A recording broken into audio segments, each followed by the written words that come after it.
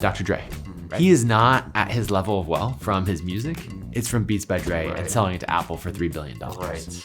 Ryan Reynolds. What is that attention that Ryan is able to direct to something actually worth? Kylie Jenner is on the cover of Forbes magazine. Her name is on it, Kylie Cosmetics, but it is investable, it's sellable. You need to sell products, not attention. So this is fascinating. To be perfectly honest, I really wanted to get some free coaching from Nathan. But that's the thing that I need you to focus on. You better have a damn good reason to not make one of these things recurring going forward. Recurring at $5,000 a year, well, that's $50,000. If we get to 100, that's $500,000 a year. Hey, that's gonna get you here. Potential for a $100 million business.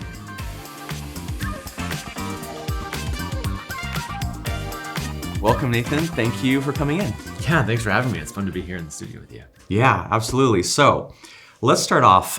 For someone who has no idea what this means, what's your best kind of explanation of what the $1 billion creator idea is? Yeah, so creators are incredible at two things. One, getting attention, and two, making money from it.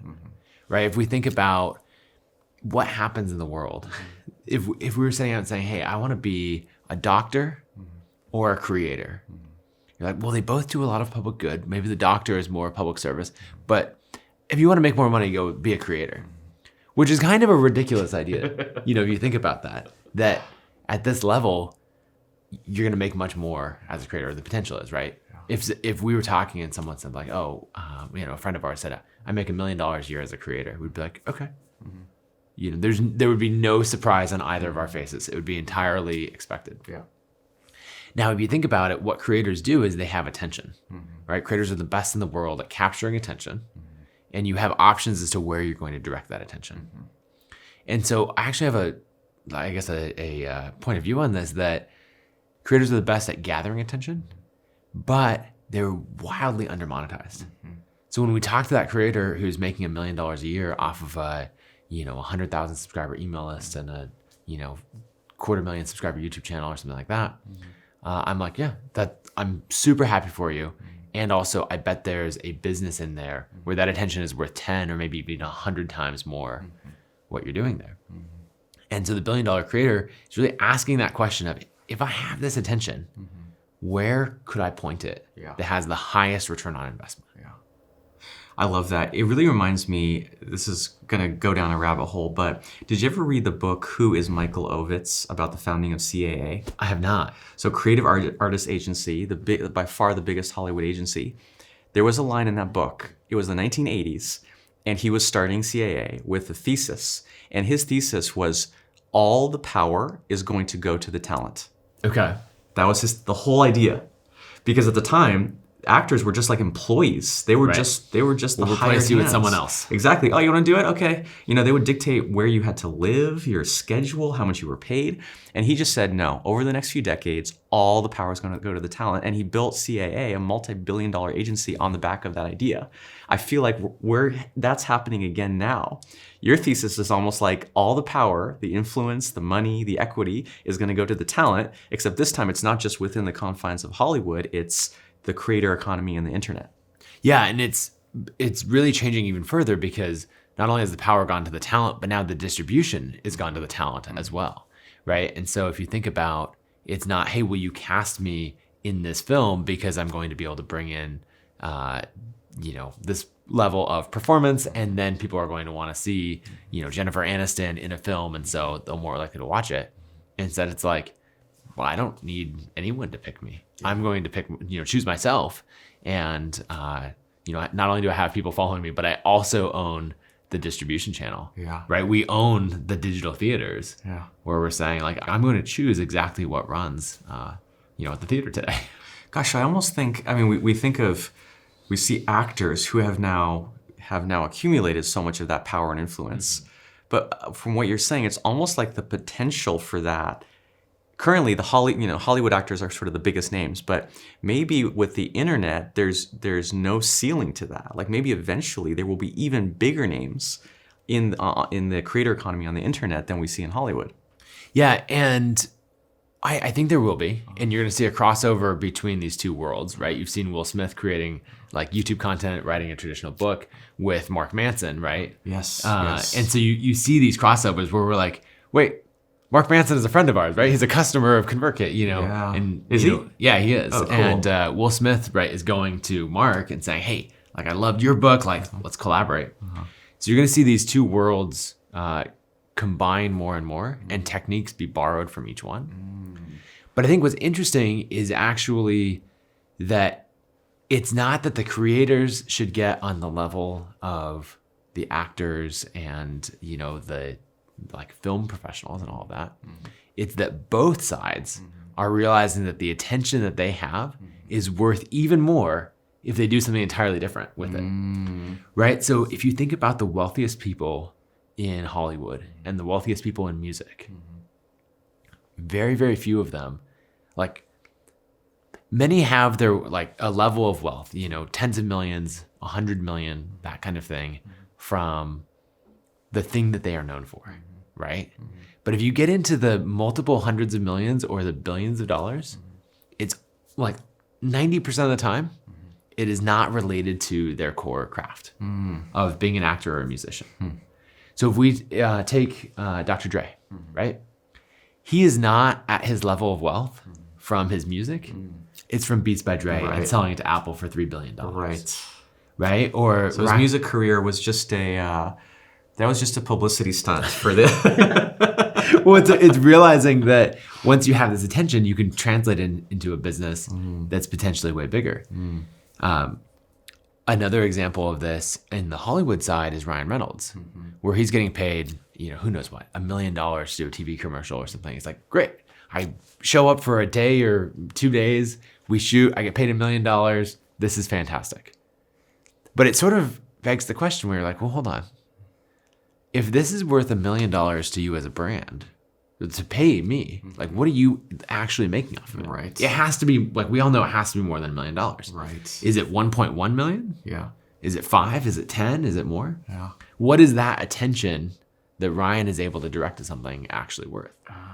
And he went out and he was like, let's find out in the free market, right?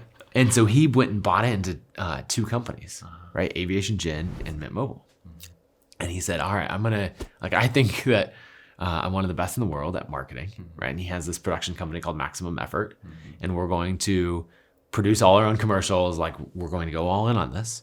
And I mean, they built both of them into massive companies. And Mint Mobile, first Aviation Gin exited for 600 or 700 million, right? And Ryan had a really meaningful stake in it.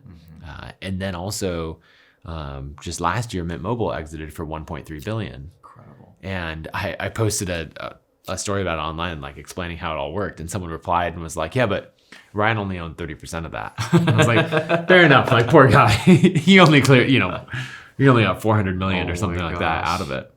And if you look at all these examples, there are people who have taken that attention and directed it somewhere else, right? So giving a really, like, a traditional creator example, there's a blogger and content creator named Mark Sisson, and he wrote a blog called Mark's Daily Apple in the, like, health and wellness and, like, paleo space. And so in, like, 2013, 2014, I think he was about maybe 100,000 subscribers, which at the time was a giant email list. And what he did is, I think he was making about $1 to $2 million a year off of that, which 100,000 subscribers, 1 or 2, again, like, now that is amazing, but also a little commonplace, right? Like, it's not so out of the ordinary. Then, like, it was pretty remarkable. He was one of the biggest. But if you look at that, the attention that he has, what's the highest ROI place he could direct it? And he started, realizing that people were asking him about not just the recipes that he was putting out for, like, a avocado oil mayonnaise, right? Or some of these other things that, a salad dressing that matched the paleo diet. People were saying, hey, will you actually, like, I just want to buy this. And so what he ended up doing is starting a company called Primal Kitchen, which is selling these products. Using the audience, he's able to meet minimum order quantities, right? He knows he can sell enough that he can pursue this. He's not trying to start it from scratch. And so you can launch that. The other thing that it lets you do, I'm just imagining how these conversations played out, but what the email list lets you do is get into traditional distribution methods, right? Because you're not going to sell that much salad dressing on the internet, right? You need to sell it in Whole Foods or other grocery stores. And so what a creator can do is like talk to the buyer at one of these grocery stores and say, hey, will you carry this? And they're like, I don't know, is it any good? Do people want to buy it? And you're like, we think it's great. And it's like, well, yeah, of course you do. So you convince them, hey, do a test run in one store. We're like, all right, we're going to run it in one store. We'll see how it goes. And then I like to imagine that Mark was like, cool, that sounds great.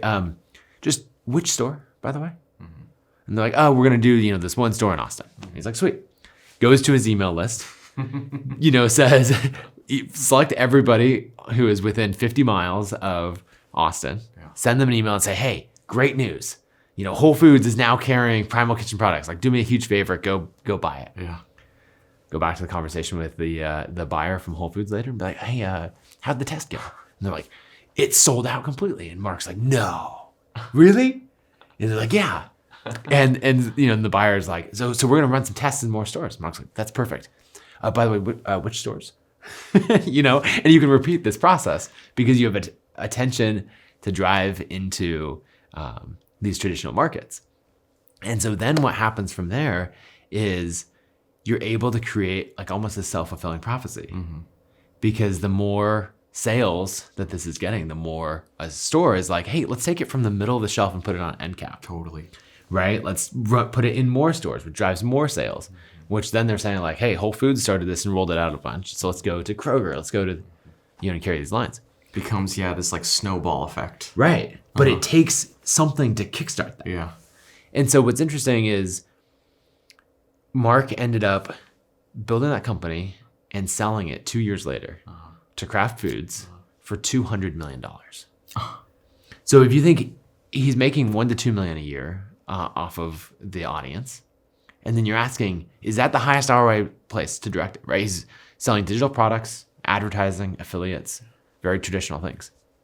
And it's like, well, turns out that was not the highest ROI place for that attention. Yeah. Right? So he created 100 years worth of revenue in 2 years by going a different direction. The other thing for any tax nerds,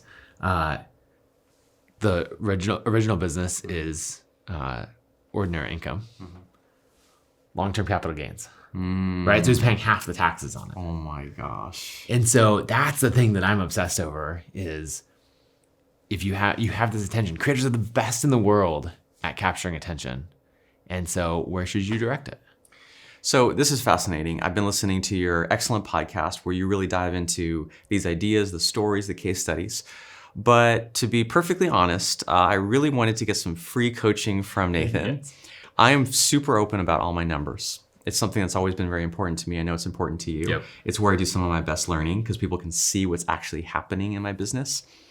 And it's funny because I love all these stories and examples. They're so inspiring, so motivating. But the contrast between that and my day-to-day life sometimes feels really extreme. We have 2 young kids, a 1-year-old and a 3-year-old. Often, I know you know what that's like. Often the house feels like a battlefield. We're in that kind of post-pandemic slump that a lot of creators have experienced. So just to make this very concrete, at the peak of the pandemic, 2021, we did $3 million in revenue, which was everything before that is negligible. It would just exploded like 10, 20, 30x. I don't even know. Probably 30x. I was a solopreneur before. But then we, like so many creators, thought that line would just keep going, right? And so I started hiring a lot. So as the pandemic ended, 2022, we did $2 million in revenue, which is still, doesn't sound like a catastrophic drop, but profit dropped like over 90%. Just basically wiped out our profit because of the cost of labor, essentially. Labor is like 80 to 90% of our costs. Yep. So 2022, we barely eked out a profit, maybe like 100,000. This year, 2023, we're probably going to do more or less what we did last year. 2 million revenue, barely any, maybe a little bit of profit. So we basically flatlined. Right. And we're working hard. I'm not sitting back. I'm like throwing everything I can at this just to stay even. I have no free time.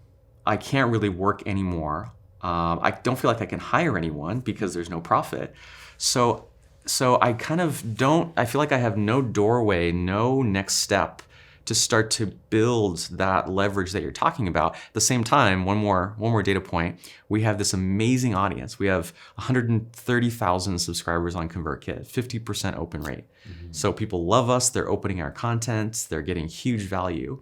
I don't know how to square these different things. I feel kind of like you said, like 130,000 raving fans could support a much larger business, at least a more profitable one. What are some of the things you would look at or the questions you would ask? So the first thing I'd say in that is that short-term cash flow and long-term enterprise value are often at odds with each other. So cash flow being how much money you're bringing in a given month or year that you can actually use to spend on expenses or take home as profit, and then enterprise value being what is this business worth if it was sold. Not to say that you have to sell it, but there's a reason that investors value certain types of businesses in certain ways. And so if you pay attention to that, it's important to understand, even if you don't plan to sell. So ConvertKit is actually my method of following this $1 billion creator playbook, right? I started selling digital products. So I was making about $200,000 to $250,000 a year selling ebooks and courses back in 2012, 2013. And then when I tackled this problem of email, it ended up taking that same audience and using it to grow ConvertKit. Now ConvertKit at this point is valued at $320 million. Amazing. It's $40 million a year in revenue, and so I have a long but clear path to get it to $1 billion valuation. Right? I know that if I can get to 120 million in revenue over the next say 5 years, that'll be $1 billion business. Wow. But there's been a ton of time in there that we have not taken home any profits, right? There was a big dip in profits, and take home pay to be able to do that. Expect that dip, right? And I think you're experiencing some of that now. The other thing is that it will probably take an entirely different product in order to reach a different scale. Interesting. Say more about that. So I don't think it's possible for me in a design and development education business to reach 100 million in revenue, 50 million in revenue. It has been done, right? If we think of lynda.com, teaching Excel workshops, right, in person, and then actually went online.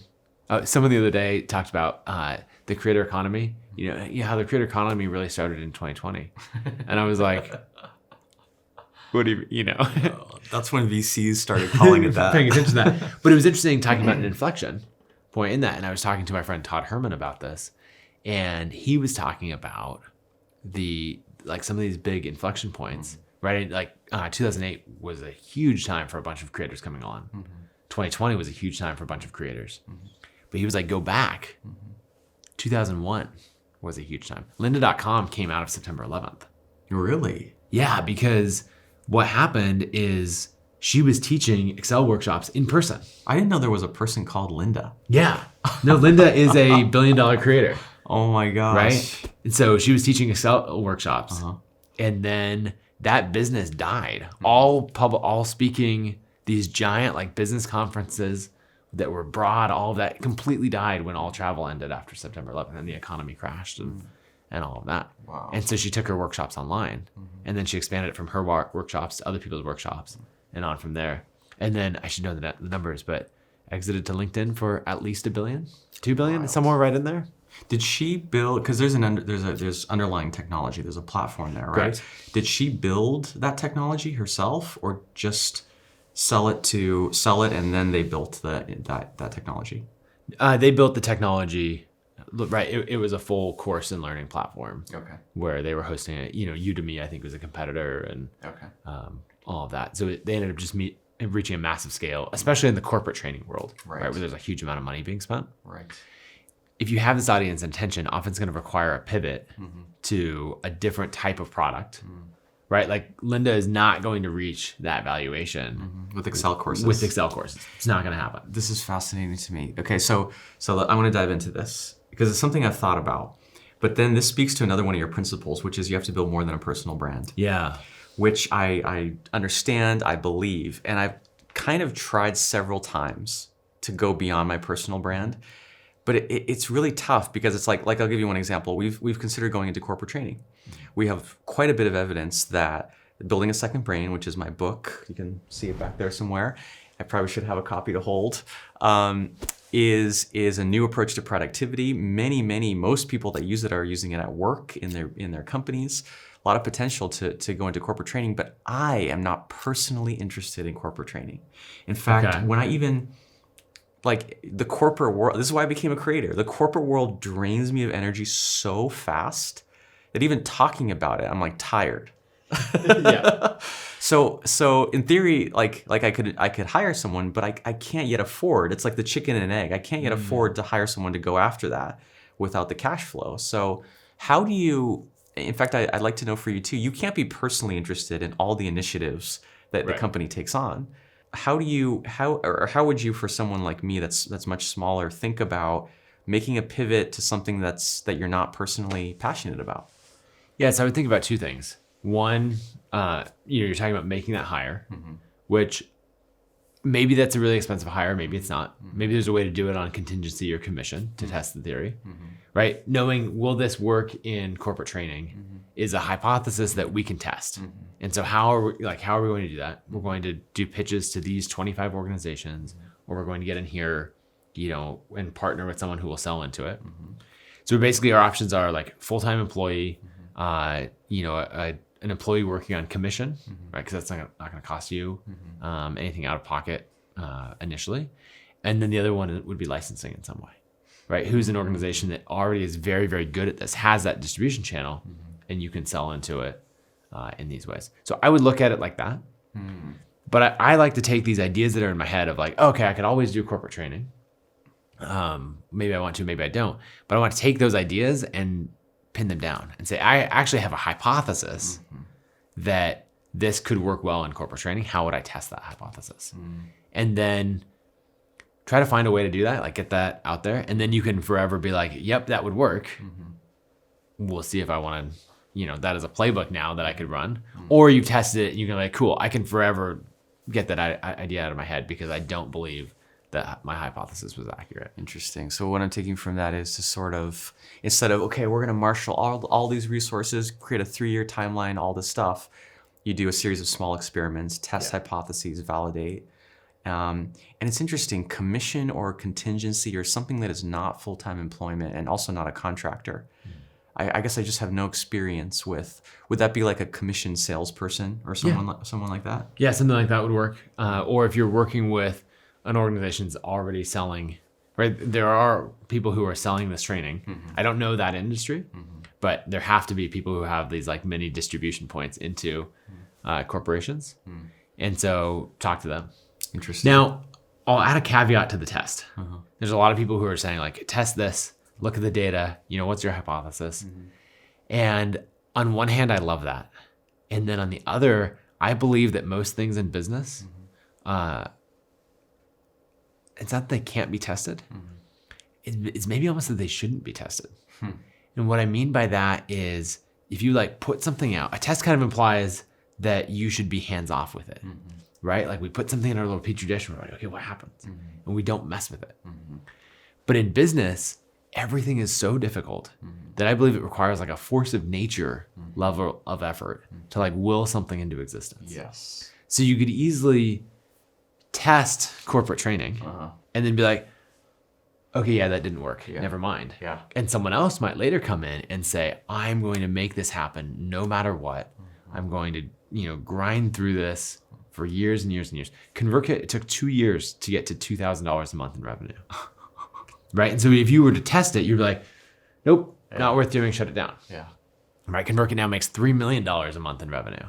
And so it requires that level of effort. And so you have to find that balance between little tests and saying like, I'm going to will this into existence. I'm so glad you said that because that is my experience as a creator is like everything that I've done that has worked is because I personally was that force of nature. Right. And I just believed in it in the app, like on faith, basically.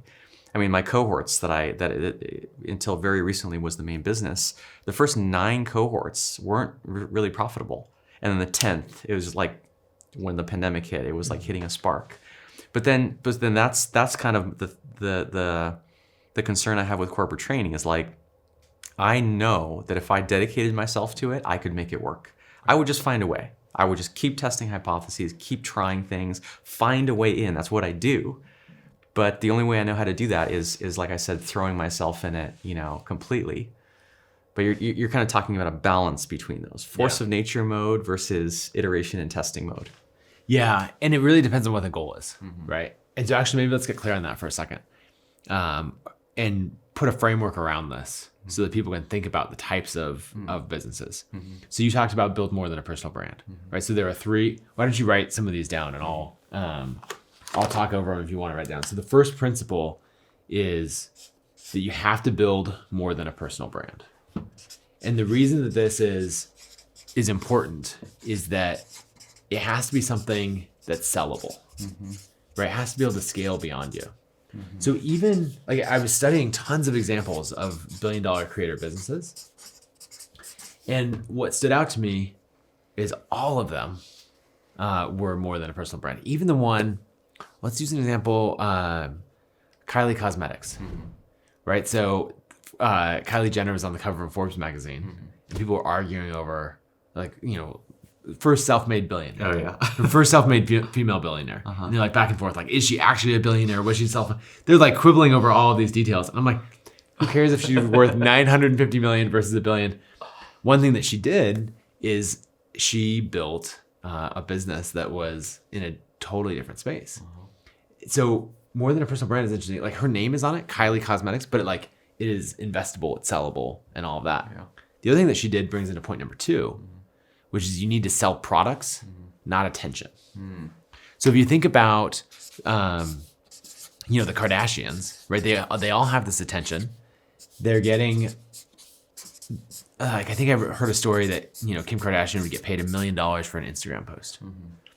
Sounds like a pretty damn good business. But in that, you could stack that up. You can make a ton of money off of that. But then why is Kylie, as one of the less famous members of the family, making the most money? And the reason is because she went here. She's like, I'm not going to sell attention. I'm going to build this products business and scale it. Now, it's fascinating to think $1 million for an Instagram post versus $1 billion cosmetics brand. Like, that is a wild difference. I don't think people realize the difference in scale between those two numbers. The joke that I like is, what's the difference between $1 million and $1 billion? About $1 billion. Right? If you think about it.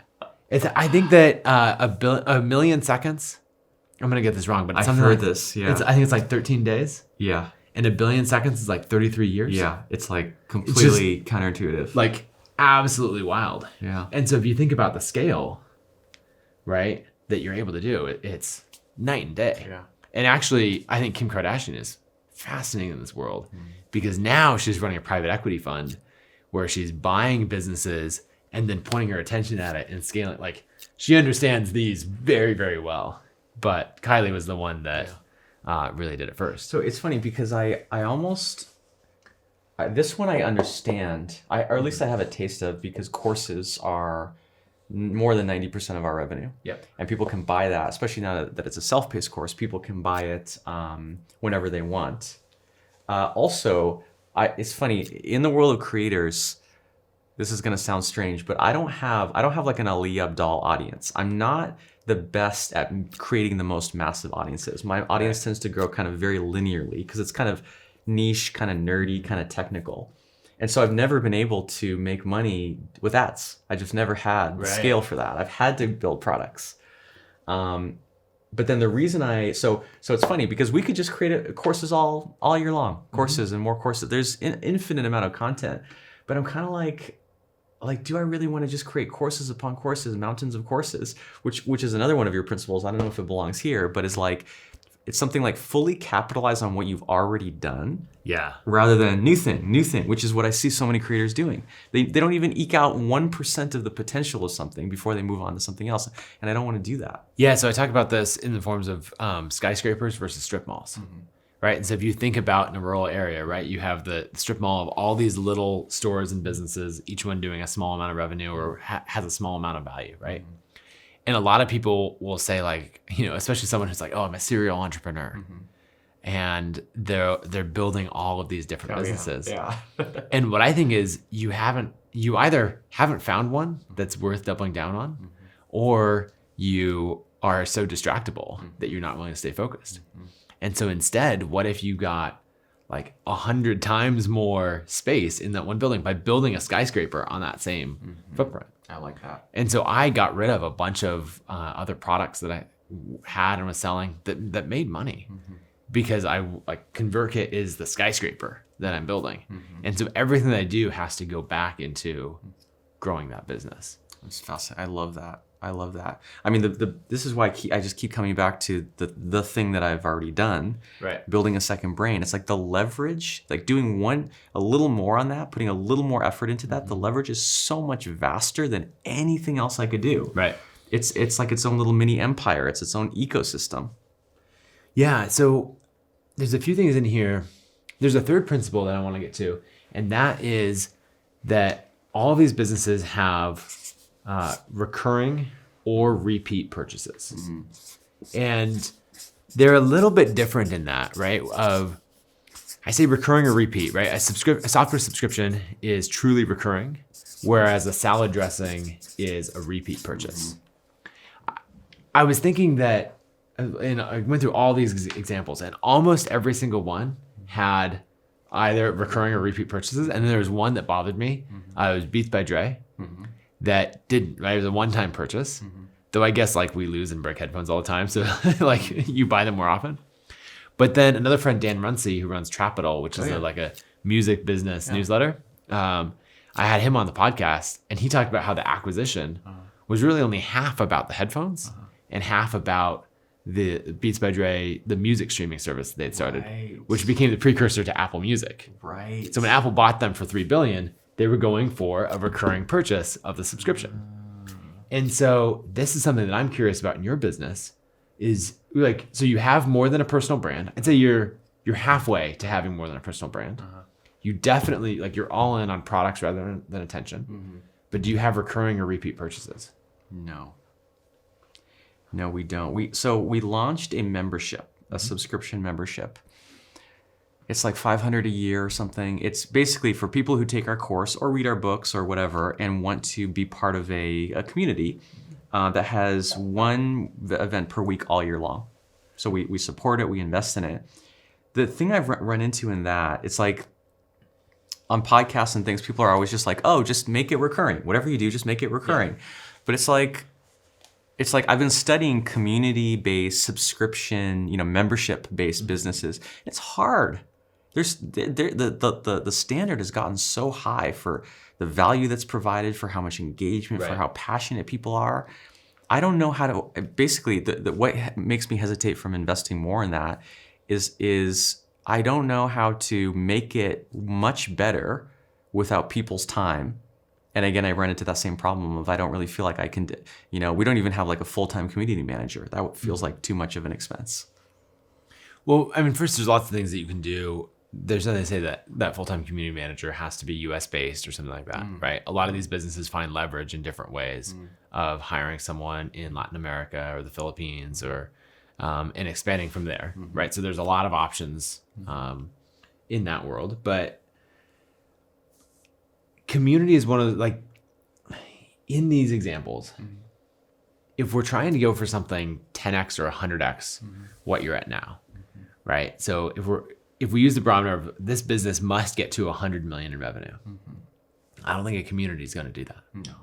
Because, and look out there. How many communities do you see that are at 100 million in revenue? I don't even, probably. There's so few that are even a fraction. Right. They tend to be run almost like hobbies. Like there's some person who is very extroverted that is just like personally keeping it afloat. Yeah, I'd push back on that a little bit because I think that like Rachel Rogers, my co-host on the $1 Billion Creator podcast, her community, she was sharing last night, right? The community by itself is $3 million a year in revenue. Really? Yeah. And then she's got coaching certification, right? There's all this stuff. So her business which is a similar model, or could be a similar model to yours, is about a $10 million a year business. Really? Off of about the same size audience. Really? Yeah. And so now she's trying to figure out the 10 to 100 million leap, right? And that, like, there's some, she's got a lot of ideas in there, and she's exploring and testing hypotheses on that, right? But her business is, a core monthly membership. She calls it the club. And I think she's got maybe 2,500 members that are paying for that. I can't remember the price point. And then inside of the club, she has coaches, and she needs coaches trained in her method. And so she then also has a coaching certification that people go through. And so she has a flywheel in that, right? She is finding members in her club who want to, they kind of rise above and they want to be coaches. Then she's making money teaching them her methodology, exactly what works. And she's very revenue and results driven. And so, like, I've met a lot of people in her community, and the number of people I meet who are making $1 million a year off their business is way higher than I've seen in any other community. Really? Yeah. And so, like, her methods are really, really good. It's a community based on entrepreneurship. Yeah. Her business is called Hello 7, as in hello 7 figures. And so in that, as she's having the best people in her community who want to be coaches, they're paying to go through a certification, which they could use outside, in the business world, or they can also, be a coach in that community that she's paying, right? And then she also has like a higher end mastermind where she's helping them scale their businesses at another level. So I think those are kind of the three main products that she has: is the recurring community, the coaching certification, and then the higher end training mastermind and like coaching practice. So it is possible for this model that we have to scale to 10 million. There are examples. Yep.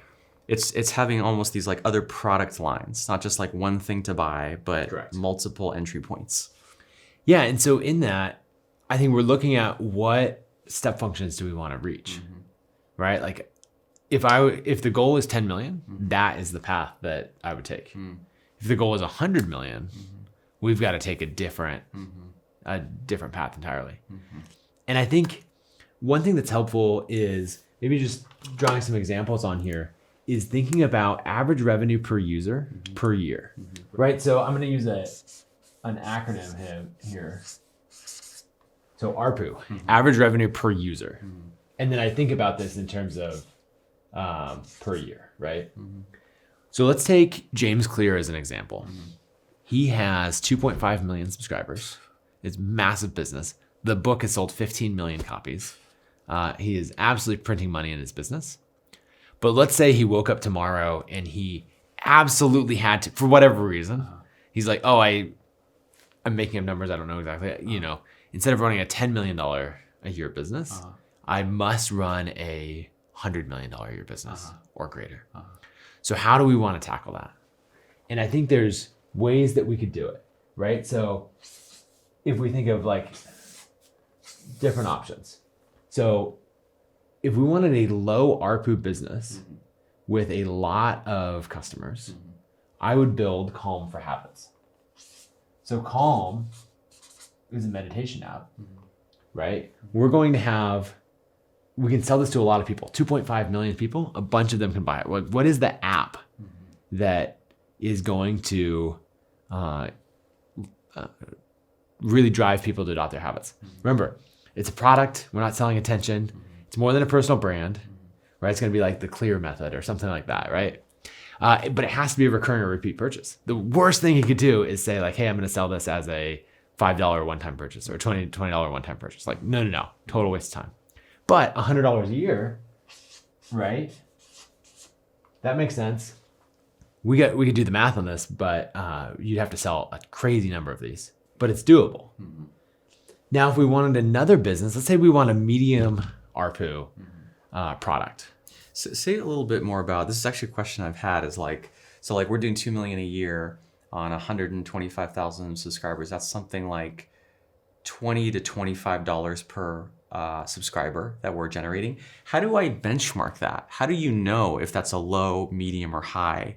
Like, are there guidelines? Are there standards to know, where Yeah, that that's a good falls? point. There's probably actually a difference. So ARPU is a term that comes mostly from like the software world, right? So ConvertKit we charge anything from $9 a month at the very cheapest thing we charge for, up to, the James Clears of the world and all that are paying, $5,000 a month. But we average out at like $65 a month across 50,000 customers. Okay. Now, what you're pointing to is an average revenue per subscriber, Subscriber, yes. right? And because you have all of the free people. Yes. And if we did that for ConvertKit, we'd be, I think there's like 500,000 free accounts, right? Wow. And so it'd be driven much lower. Yeah. What I would be thinking about in this model, or for this example, is what's your average revenue per customer? Which per I don't year. know off the top of my head. Yeah. And public math is hard on the fly. So $25 per subscriber per year is a pretty good subscriber value, right? Like that, there's nothing about that jumps out at me like, oh, we should be trying to get that up. Okay. That seems solid. Okay. But I think running through a couple of these examples, I'm going to throw a per year on here just because it's so important. And this is the thing, like this part of it is what we have to change in your business, right? So here's the problem. I know you're acutely aware of this, but I will emphasize it just for everyone watching. January 1st, you have no revenue. Right? Yeah. And so your revenue, let's see if I can draw boxes, right? Each year is looking like this, right? Of whatever it is spiking to for each year. Year 1, year 2, year 3. Well, year 4 starts and your revenue's there and you're building up throughout the year. In my business, because it's recurring revenue, I'm like here, and in year 4, I'm already up here and I'm saying, hey, where can I go in year 4? Because it's recurring. It's so powerful. Now I have churn in that, right? So churn is whoever's canceling every month, and it can be, there's all kinds of things in growth that are hard to overcome that. But you're not going to grow this business beyond the point that it is now without recurring revenue. So now as we're chasing recurring revenue, we have to decide where we want to fit in the market. So if James, we're building Calm for Habits, $100 a year, that's one option. What if we did like there's a product called My Body Tutor. Oh yeah, I used it. Yeah, another one called Noom. Right? Why don't you explain really quick what My Body Tutor is? It's basically like a workout. It's a workout app. It gives you different options for workouts. You can like filter, sort them, save favorites, stuff like that. Yeah, so then they also, I believe, have a product where they do coaching. Oh yeah, you can use it basically as a library of content, or you can add on like a virtual personal trainer.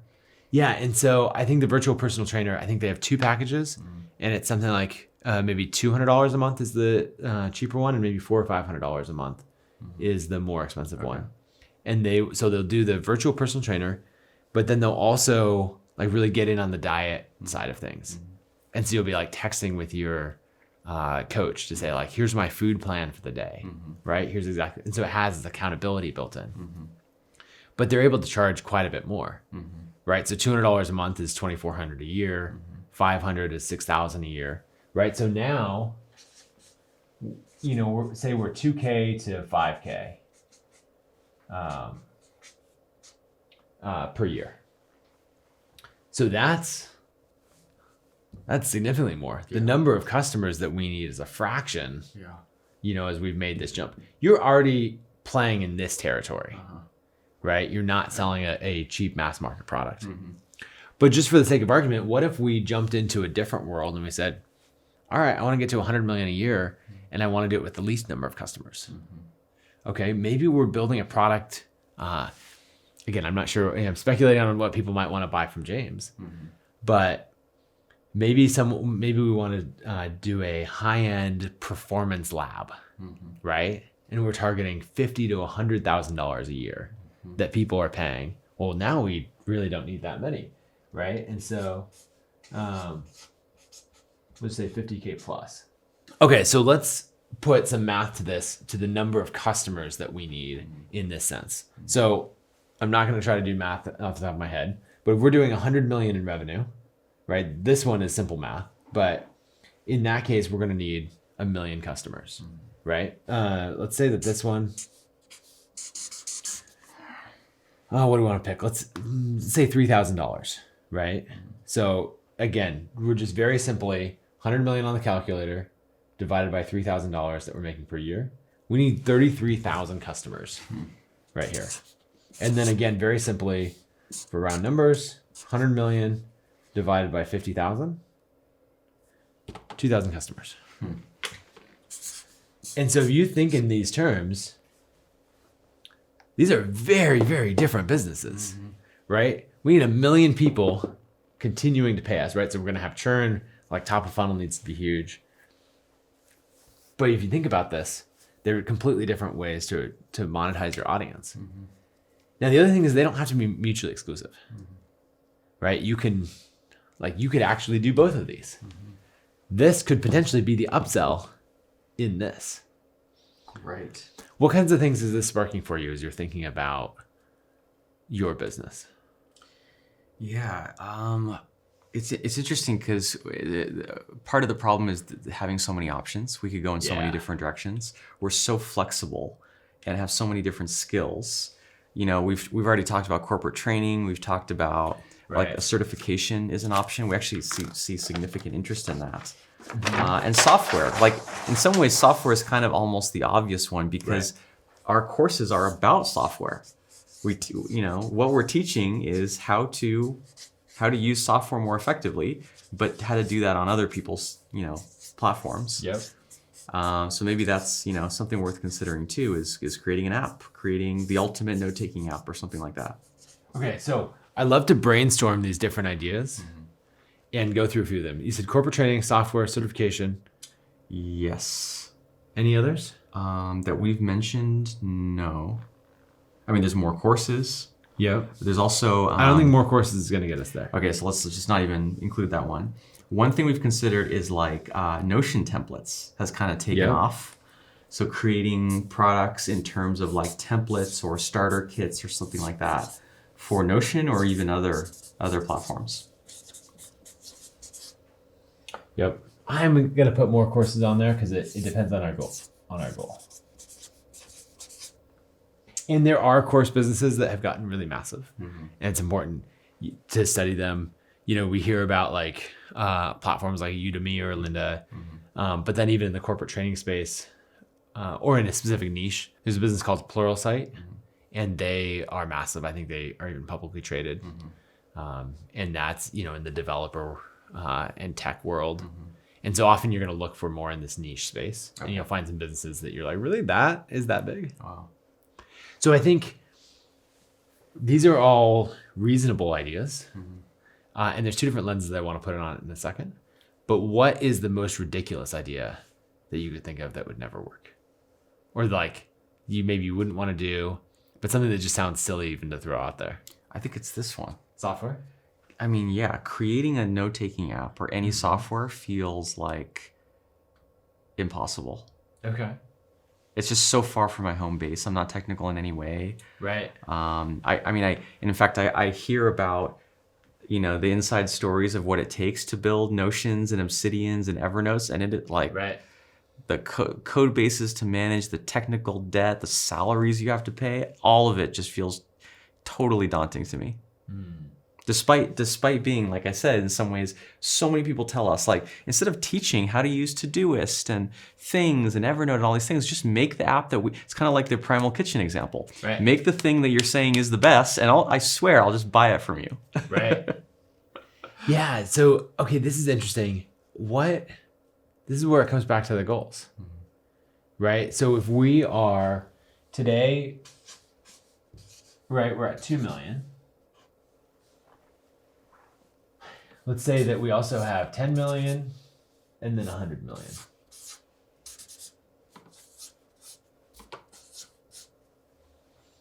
Courses, Notion templates, those are $2 million offerings. Or say we're going to tweak, we're going to optimize, we can get to 4 million. Right? Corporate training, certification, maybe a very different style in courses, but I think really corporate training and certification, that's a $10 million business, right? I can see, if you copy Rachel Rogers' playbook, right? That's going to get you here. I think the only thing on here, actually, I think there's two on here that have the potential for a $100 million business, corporate training and software. And so the question is, how much do you want? Like, are we just trying to make this leap? Yeah. This is a 5X. I can't really even fathom. This might as well be 100 trillion. Yeah. My imagination can't expand that far currently. This, I know people that are doing this. I've, gotten a little closer to this, so I can kind of envision it. Yeah, we could list out a bunch of, like, if we did a research project and let's say, okay, let's find 25 businesses that have made this leap, right? We could do that. Yeah. And you would ask, that's one of the things. You'd ask someone like Rachel, okay, who did you follow to do that, right? And you'd go through it. And that's different than something like a Ramit, where he's going off of a much bigger audience, and in more generalist courses, that sort of thing. So I think someone like Rachel is a better fit. Okay. So I would, like that leap, we're trying to 5X the business, I'd go here. Right? Really? Certification. Yeah, certification community. So it's funny because I always just think of this as one path. You just have to go along the path so you get there. But you think of it almost more like Sub-functions. Where you're aiming is completely different trajectories. Yes. I'm just making sure we have community on there because we have to fix the recurring revenue problem. Right? Like just for stress levels, budgeting, and everything else. Right? If you don't want to launch to go poorly, there's too many businesses that have gone there. I know a lot of businesses that, scaled to 25, 50 employees or more, and then found that like a launch didn't go well, or they're really counting on that. Even like Ramit Sethi, right? He built a massive, massive business. And then he was like, I don't want the high revenue, low margin that he'd gotten to. Right. And so he simplified, right? They stopped doing custom software. They stopped doing all of this. They're going off the shelf tools. And they have a small team compared to their revenue because it's a much more comfortable business to run. Yeah. So in this, to your aiming question, right? If we, map this out as like, obviously these tiers are not to scale, but a lot of people think like I'm going to grow linearly into, from 2 million to 100 million. And it's really important that it is step functions. This is a different business than this. Interesting. There are people who have scaled that, but it caps out. But this never scales to this without changing the business model. Interesting. It just does not happen. Interesting. In my essay, The Ladders of Wealth Creation, I love it. Yeah. Yeah, I have the shape of earnings section of stair-step, linear, and then exponential. Right. This requires an exponential growth curve, right? Like it all has to work in there.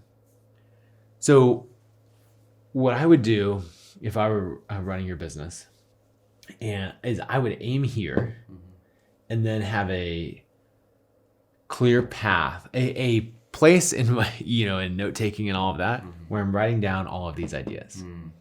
Because the thing is, because this is stressful right now, I don't think you have the brain space to tackle this. No. But like if this is working really well and you have a lot more resources, the audience will grow and then you can go in other places. So I would be writing down, okay, if I were to build my dream tool, here's exactly what would be in it. I'd be logging all of those notes. Interesting. And I just wouldn't execute on them right now. Huh. And I would be focused entirely on the other sides of it. So the things that I would do is I would launch a community that is paid for on a recurring basis, right? So that you have that cash flow and that stability. And I would try to fund basically all of your operations off of this. Because it's going to be very predictable. You're going to have churn. Right. Everyone's like, oh, recurring revenue is amazing. And it is. But churn is also like a very frustrating thing. And it always gets downplayed. But run the business off of the revenue from the community. I would launch a certification. Have those certified coaches helping in the community, but then also have a program. It's not a job board. It's basically where businesses, individuals, organizations can come in and say, do this for me, right? Set it all up and coach me through the process. That's almost like a new idea, almost like a marketplace, like a services Yep. marketplace. Is that what you mean? Yeah, it is. I'm trying to not use the word marketplace. Let me think about why. A marketplace implies that these are all, it's not they're independent contractors, but a marketplace implies that I'm trying to choose the best person and you're just facilitating the transaction. What I want is someone an implementer in your method, right? So it has more endorsement behind it, right? Because you certified this person. Right, credibility, authority. Yeah. So I'm gonna say coaches. This might not be the term that you use, but this is where someone comes, or implementers, right? That actually might be a better term. Though implementer, another problem with it, and that implies a one-time thing. Right? You actually want it where this is a recurring service as well. And so now if you're coming into someone's business, so we just did this where we paid someone to come in and clean up our whole Notion setup, right? And happily pay $5,000 for someone to do that. Right. And, if I had, it's like if it's following a specific methodology, then I'm going to make sure that I'm hiring a coach or an implementer from the list of people that you said. Right.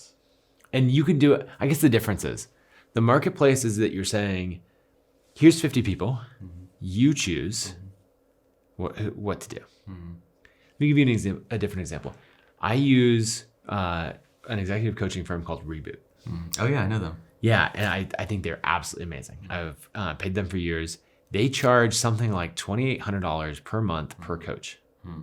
Right, so I pay them $16,000 a month, I think, for coaches for all of my exec team. Oh, you have multiple coaches. Yeah, so I believe in them that much that all of my executives $16K a month to this one company. Wow. Yes.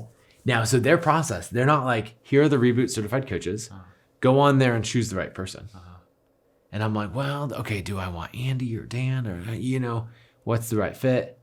No, they have an onboarding process where you get on a call with them and they understand about your business and they get to know you and, personality, what the fit is and all of that. And then they make a recommendation and they say, this is the coach that we think is the right fit for you. So you have so much confidence in that recommendation. Yeah. And so I'm saying, okay, let's work through this. You've got the certification. You now have all of these coaches or implementers and they have different specialties. And so now I come to you and I'm like, hey, I need the second brain implemented in ConvertKit. And you're like, okay, well, what's your experience level, right? With all of our principles. Okay, you have a lower experience level. So this type of coach, what type of business? Oh, you're in software. Okay. So it's narrowing down. Now it's going to be one of these three people. Okay, what time zone are you in? All of that. And then you're saying, Nathan, this is the implementer that is the best for your business. Here's the price point, all of that. I'm not paying them separately, right? I'm paying you as the company and you are paying them. Right. Or, they could be still an independent contractor rather than a full-time employee. But that transaction is happening. The trust is all through you and all of that. So it's a very, very, it's a high price transaction and a very high trust transaction. And so the combination of that, right? If we were to go back to the previous page, we're all the way up here in price point. And so that's a big business. And now I'm like I'm just getting excited thinking about it because I can just say I'm getting someone who's the right fit. You're not going to put someone on my project and supporting ConvertKit who is like, oh, I work with creators to help them, creators who are early in their career to help them get organized. You might have coaches who that is their specialty, but I have confidence that you just assigned someone to me who's like, oh, I actually used to work in SaaS in a previous company. And I became obsessed with this and I love coaching and right. That makes so much sense. So it's not just that you're sort of building blocks on top of each other. It's that they reinforce each other. Yeah. It's something else that I'm hearing. Flywheel. Yeah. That's where that comes in. Yeah. So the things that we're doing, we're doing those 3 things. And we maintain the course, right? The training is key, right?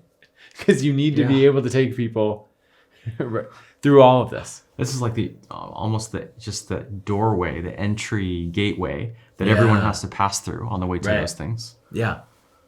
4 C's. It's like a new framework that you just invented. Somehow we'll get corporate training in there. So. Oh yeah, 5 C's. But this is really interesting because it plays into itself, because you're going to, the course and the community. You'll have to figure out the balance between these 2 things. Because they could take away from each other. They could cross-sell in a really nice, like they could be complementary or competitive, since we're only using words that start with C. But like that's an interesting balance, $2,500 for a course, $200 a month. You got to figure out what the ongoing value delivered is, or that kind of thing. But as you have that, you've got plenty of revenue coming in from there. The certification takes it up a level. This should be expensive. I think Rachel's certification is $25,000. Wow. I might be getting that wrong, but it's up there. Wow. Right? Because they're going through like another level of training.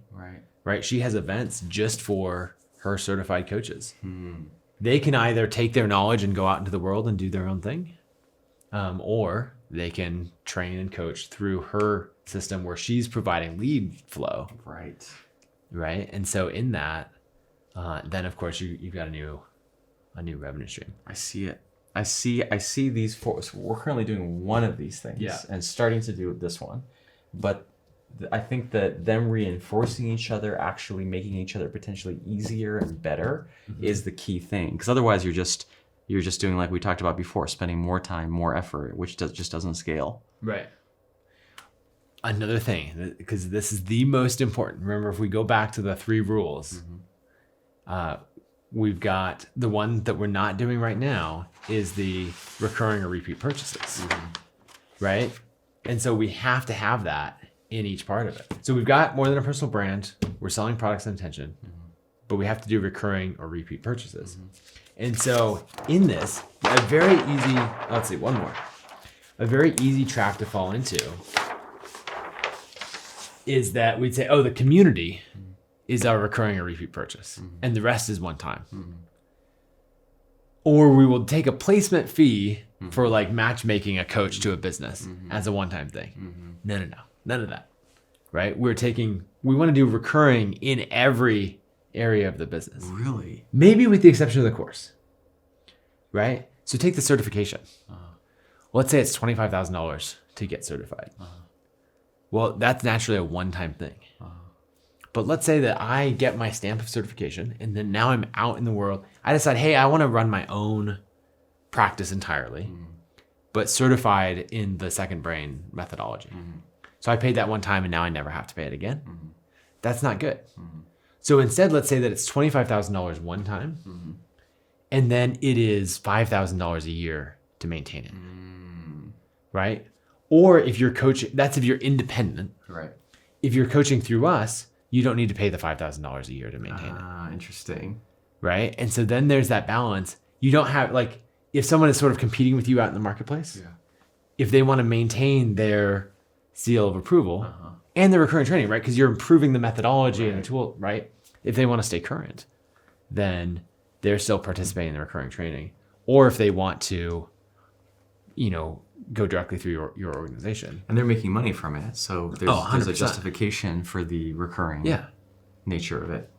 And so then you're going to get to the point where maybe you have 10 coaches internally, and that's all going to depend on your top of funnel. How popular is the second brain methodology? How much deal flow is coming through to here? And then you might have 25 or 50 or 100 that are actively marketing out here. Right? So even if we only had 10 recurring at that $5,000 a year, well, that's $50,000. If we get to 100, that's $500,000 a year of people who are coming back in that way. But that's the thing that I need you to focus on, is that everything you do, you better have a damn good reason to not make one of these things recurring going forward.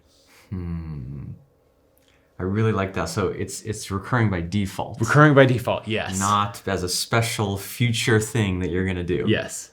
Interesting. What I like about this too is it keeps me, when I think about what I like spending my time doing, how I want to spend my days, which is a question I always ask, is I just love being immersed in ideas. I'm a kid in a playground of ideas. That's what makes me come alive. And that's something that has made me hesitant to do this or this.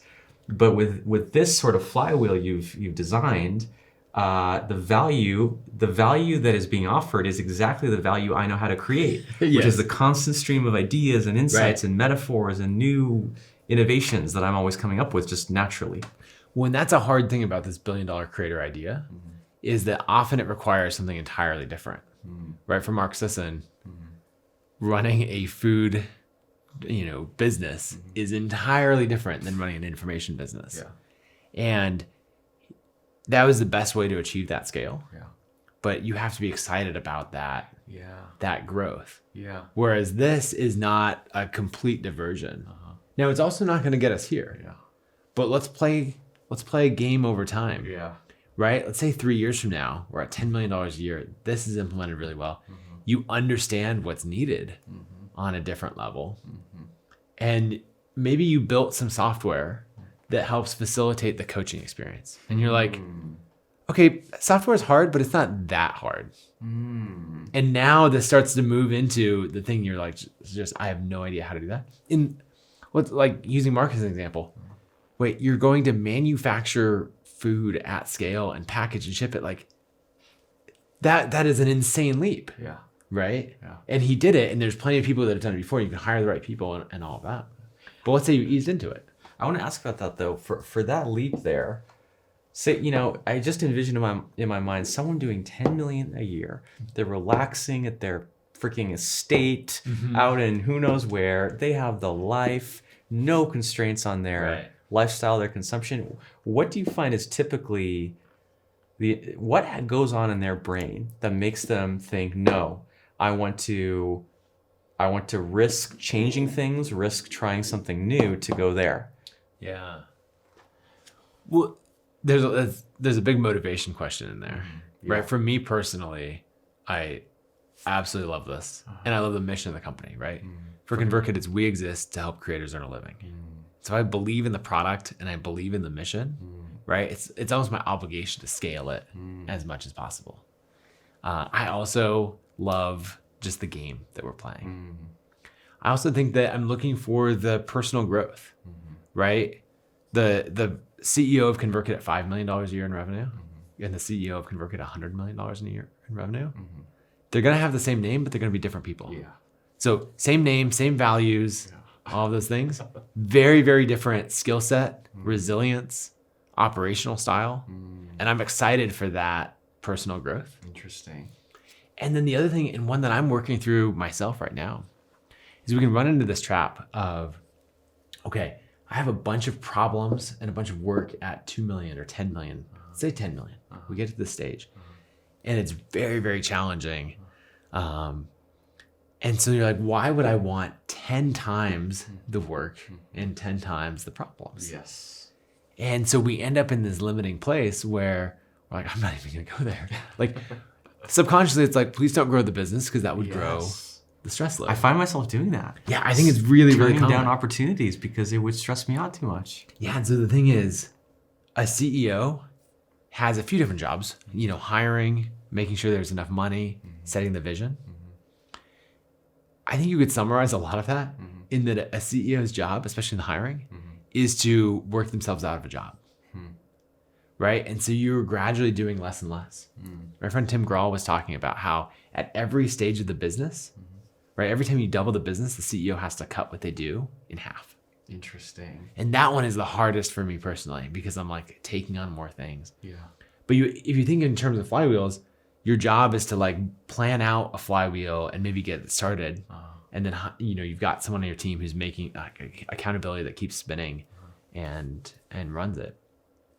But this business should take less of your time and be less effort than this business. That's just wild.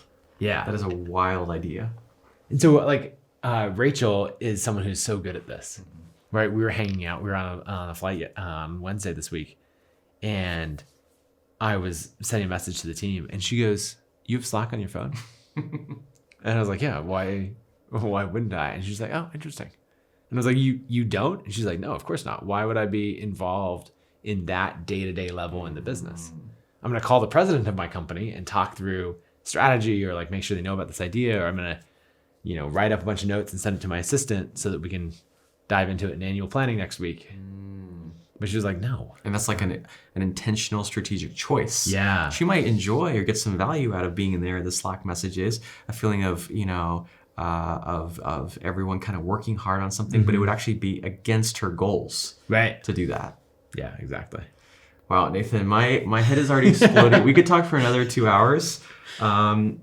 This has just been incredibly valuable. Thank you for creating this $1 billion creator framework, and then for coming here to kind of apply it to a business that is quite short of that level, but in some ways kind of seems to have some of the same dynamics already at play. Oh, it absolutely does. And I mean, if you think about it, you've already got 2 out of the 3 factors. And then like, I love this method that we've come to of, we're going to go through a 1-step function. And then once that is established, then we're going to think about what could go on from there. Absolutely. We'll have you back once we get there. Sounds good.